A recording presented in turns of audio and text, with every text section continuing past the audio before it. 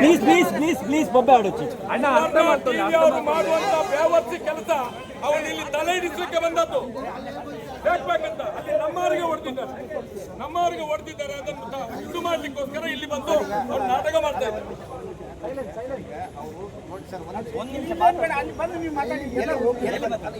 ಯಾರು ಸರ್ ಏನು ಕಂಪ್ಲೇಂಟ್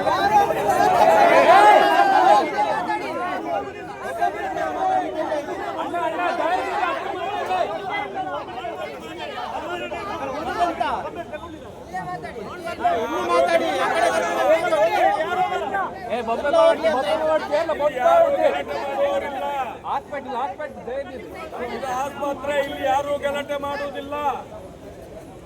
ಸುವರ್ಣ ಟಿವಿಯವ ಬಂದು ಇಲ್ಲಿ ಈ ಪ್ರಕರಣವನ್ನು ಚೇಂಜ್ ಮಾಡ್ಲಿಕ್ಕೆ ನೋಡ್ತಾ ಇದ್ದಾನೆ. ಯಾಕಂದ್ರೆ ಧರ್ಮಸ್ಥಳದಲ್ಲಿ ನಮ್ಮ ಮಾಧ್ಯಮದವರಿಗೆ ಹೊಡೆದಿದ್ದಾರೆ ಅಂತ ಹೇಳಿ ಇನ್ನೊಂದು ಕ್ರಿಯೇಟ್ ಮಾಡ್ಲಿಕ್ಕೆ ಇಲ್ಲಿಗೆ ಬಂದಿದ್ದಾನೆ ಅವನು ಪಾಪಿ.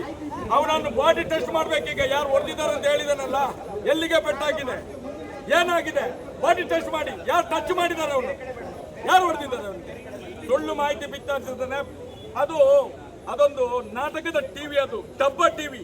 ಅದಕ್ಕೋಸ್ಕರ ಇಲ್ಲಿ ಬಂದಿದ್ದಾರೆ. ಬರೇ ಗಲಾಟೆ ಮಾಡಿದ್ದು, ಅವನ ಮೇಲೆ ಕೈ ಹಾಕಿ ಇನ್ನೊಂದು ಏನೋ ಪ್ರಪಕಂಡ ಮಾಡಲಿಕ್ಕೆ ಬಂದಂತ ಮಾಧ್ಯಮದವರು. ಯಾರಾದ್ರೂ ಮೈ ಮುಟ್ಟಿದ್ದಾರಾ? ಯಾರಾದ್ರೂ ಹೊಡೆದಿದ್ದಾರ? ರಕ್ಷಣೆ ಮಾಡುವಾಗ ಆ ಕಡೆ ಈ ಕಡೆ ನೋಡಿದ್ದಾರೆ, ಯಾರಾದ್ರೂ ಹೊಡೆದಿದ್ದಾರ? ಇದು ಆದಷ್ಟು ಬೇಗ ಅವನ ಬಾಡಿ ಚೆಕ್ ಮಾಡಬೇಕು. ಹೊಡೆದಿದ್ದಾರೆ ನೋವಾಗಿರು ಚೆಕ್ ಮಾಡಿ.